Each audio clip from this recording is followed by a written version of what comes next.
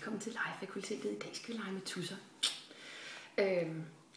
Hej og velkommen til Legefakultetet. Jeg plejer ikke at lave videoblogindlæg, men det har jeg tænkt mig at gøre i dag. Og jeg plejer heller ikke at lave sådan nogle do-it-yourself-indlæg. Det har jeg også tænkt mig at gøre i dag. Man skal jo kaste sig ud noget nyt en gang imellem. Det jeg vil tale om, det er at tegne kruseduller. Eller som jeg blev introduceret til det her i sidste uge, at tegne zendoodles. Meget fint ord for at tegne kruseduller, men det er tilsyneladende en ny tendens og nærmest meditere gennem det at tegne kruseduller. Eller doodles, som det hedder, det er sådan et godt ord. Udgangspunktet for det her indlæg, det starter med, at jeg sammen med en veninde var på kursus hos billedkunstner Jeanette Uldal. Hun maler sådan nogle fine billeder her. I sidste uge, i fredags, hun har sådan et slip-kontrollen-kursus, som varmt kan anbefales. Det er en af tingene ved det her indlæg. Og det handlede på alle mulige måder om, hvordan man kan gå til det og arbejde kreativt og lave billeder, og slippe alle de der forhåndsforestillinger, man har med, hvordan at ens billede skal se ud, eller hvad der skal være på osv. Og det var så hende, der introducerede begrebet at zendoodle. Og det gik jeg hjem og googlede på nettet, og det sådan primært handler om, det er at tegne med sorte tusser. Kan i princippet også tegne med andre farver, men primært sort. Så jeg gik ud og købte en masse sorte tusser. Der er ovenikøbet endnu flere, men dem har min bedre halvdel taget med på arbejde, fordi han har også begyndt at doodle.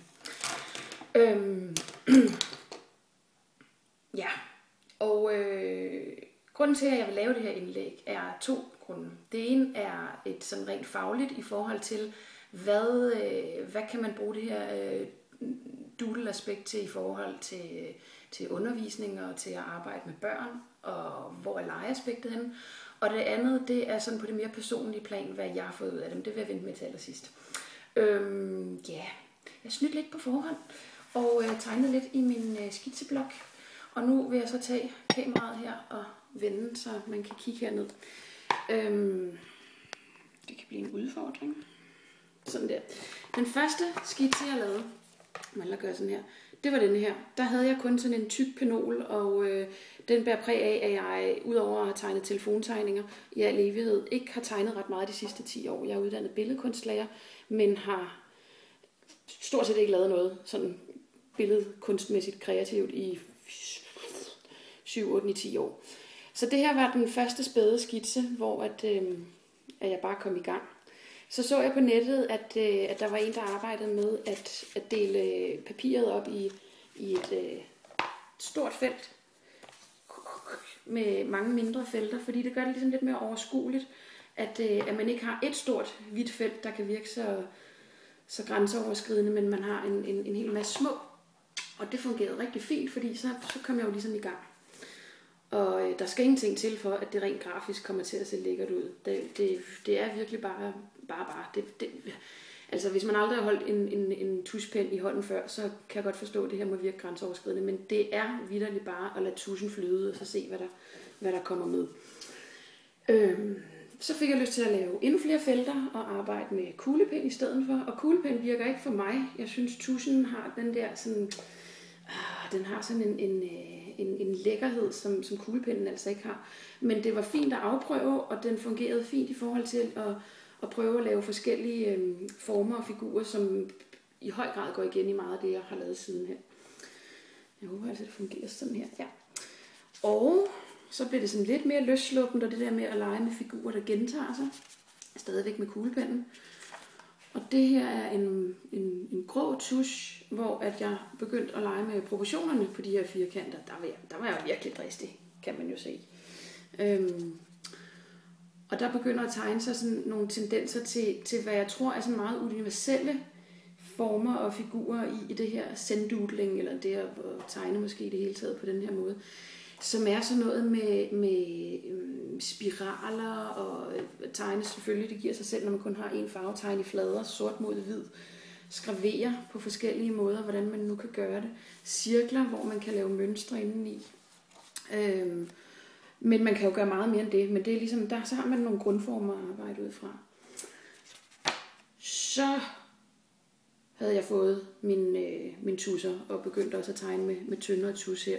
Og allerede der gør det noget, det der med, at man både tegner med tynd tus og med tyk tus. Og der kom nogle mere organiske former ind, og begynder at lege mere og mere med fladerne. Og så bliver jeg ellers modig. Denne her, det er den første, jeg sådan for alvor blev glad for, hvor jeg ligesom synes, at der kom måske noget mere personligt ind over den. Den startede også ud, ligesom de andre, med at være en firkant, men hvor at felterne ikke var kvadratisk inddelt, så blev de sådan mere tilfældigt inddelt. Men det er faktisk samme udgangspunkt med at arbejde med den overordnede firkant, og så nogle felter. Og jeg har jo holdt mig inden for felterne alle stederne, og så har jeg varieret tykkelsen på stregen, for ligesom at give det noget dynamik. Denne her, den startede faktisk også ud med at være ikke en firkant, men en cirkel med felter indeni, hvor jeg tegnede nogle forskellige ting. Og den blev faktisk overhovedet ikke vellykket til at starte med. Og så er det jo heldigt at have en tus, som fungerer som sort viskelæder, fordi alt det heroppe fungerede i virkeligheden rigtig dårligt. Så det skraverede jeg væk, eller det tegnede jeg væk, så det blev helt sort. Og det sjove er, at det jo egentlig er noget af det, der fungerer ret godt i den her tegning nu, det er, at så stor en del af fladen er sort op mod det fine og lette hernede. Det der er med de her typer tegninger, det er, at et eller andet sted bliver de aldrig helt færdige. Jeg synes for eksempel, der er noget heroppe, der ikke fungerer, men altså man skal stoppe et eller andet sted. På den måde er det jo en skitse, sådan en doodle-tegning der, og det er fint, som den er sådan her. Så kan man jo altid arbejde videre med noget i den. Og det gjorde jeg her. Der tog jeg den her spiral, og tog herhen og legede med den store spiral sammen med de små spiraler, og så igen det her tykkelsen på stregen. Og her var det prikkerne, som jeg fik lyst til at arbejde videre med, sådan så prikkerne ligesom kom i forskellige størrelser.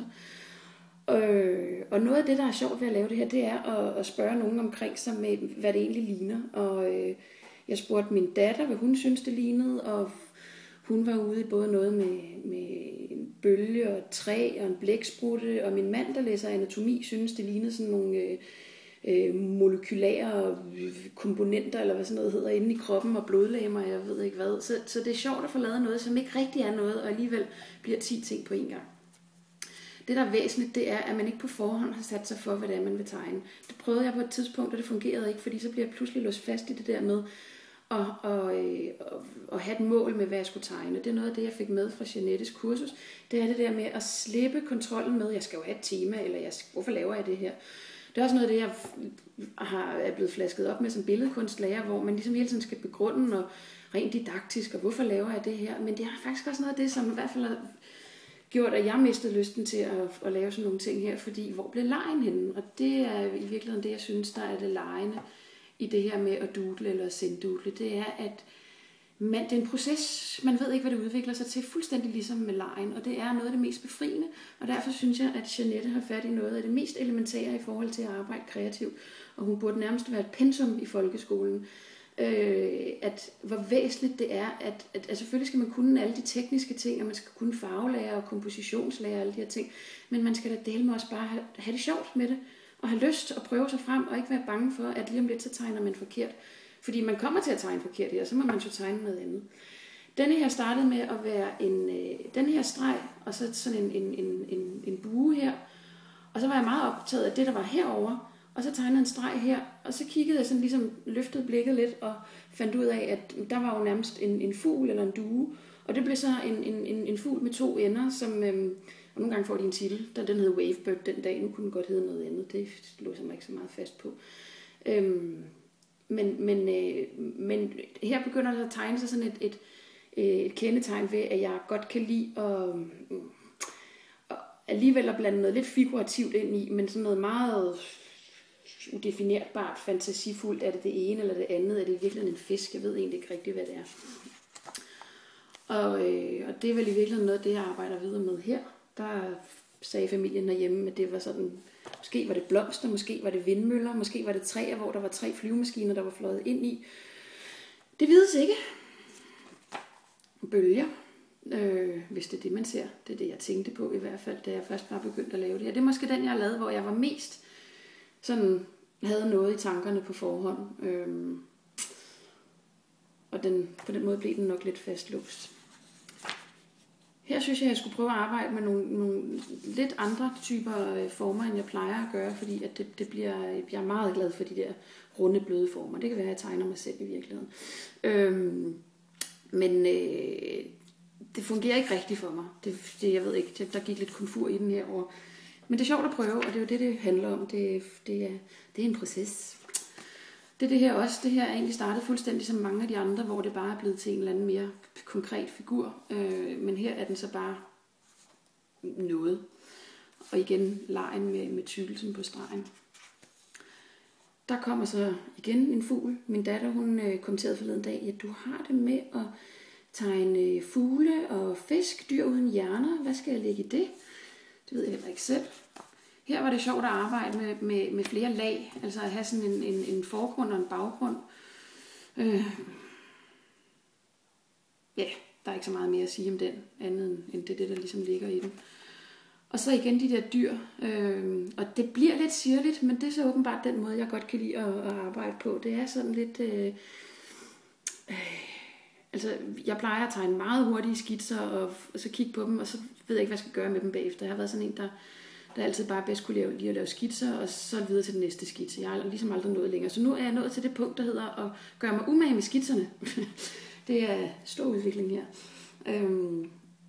Sirlige skitser, det kan man vel virkelig kalde det. Og her er så den næste, og der er sådan lidt antydninger af noget tus, der er gået igennem. Og det kan man i virkeligheden bare bruge til at lave noget nyt. Så som her. Der er lige lidt hår her.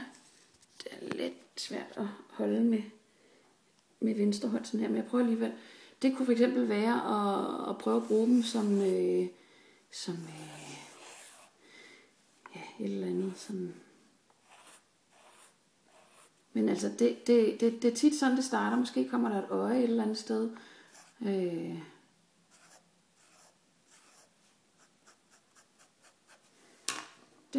Den kan jeg jo så arbejde videre med og se, hvad det kan blive til. Undervejs, mens jeg gik i gang med den her, det er torsdag i dag, og jeg gik i gang i fredag aften, efter jeg havde været på kursus. Så det er altså, hvad man kan nå at lave på en uge, hvis man ikke laver andet, og ens køkken ser ud som derhen, hvor opvasken står og venter, og man fuldstændig fortaber sig i at tegne.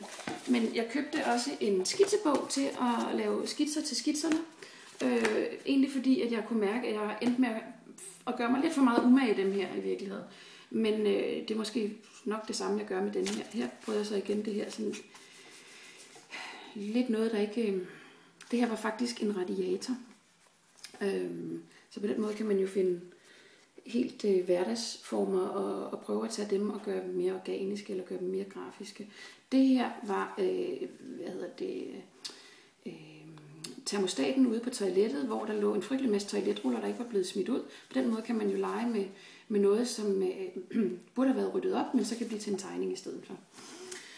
Og det udviklede sig til, at denne her, der dukkede den der due op undervejs, uden at jeg havde planlagt det. I det hele taget, så jeg tror, jeg tænkte, at det skulle være en bølge, der startede, så blev det måske mere et landskab, eller hvad blev det? Det vides ikke. Det behøver ikke altid at være sort over det hele. Det kan også være meget let. Det kan også være meget sort. Og der kan også begynde at snige sig historier ind, som her, hvor der lige pludselig dukkede muligvis en haj op i billedet. Og det er der, jeg er lige nu. Og jeg har skrevet om det på Facebook flere dage i træk, fordi jeg er så begejstret for det. Og fordi jeg har lyst til at dele det. Jeg synes selv, jeg fik ufattelig meget med fra Jeanette. Og jeg har sådan lyst til at dele det videre. For mig handler det ikke om, at nu skal vi alle sammen være kunstnere. Det handler om, hvor ret det er at slappe af med. Altså, der er virkelig noget om, at det er meditativt. Og jeg synes, det er helt vildt dejligt at dele det. Og der er flere, der også er begyndt at tegne. Og jeg tænker, at jeg vil oprette en eller anden side på Facebook, noget United Doodlers eller et eller andet, så man kan lægge sine tegninger ind, hvis man har lyst til det, og så blive inspireret af hinanden. Ja, det var det. Nej, den anden ting var det her med, hvad jeg rent personligt har fået ud af det.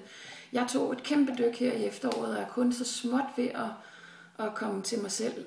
Mine ord forsvandt, dem der følger legefakultetet regelmæssigt, fordi det nok også har lagt mærke til, at der ikke har stået ret mange nye indlæg i et par måneder. Og det er simpelthen fordi, at min hjerne den sagde, og ordene kun så småt er ved at indfinde sig. Og lige nu er det så tegningerne, der har indfundet sig, og det fungerer fantastisk godt. Det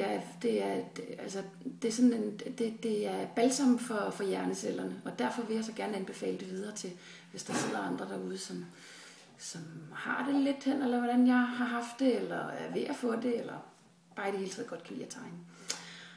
Allersidst, igen, Jeanette, hun er simpelthen en gave til at genfinde sin kreativitet, og jeg ved ikke, om det kommer til at stå på bagvendt, det gør det sikkert, men JeanetteUldal.dk. Hun holder kurser af 5 timers varighed, og de kan virkelig anbefales. God tegnelyst!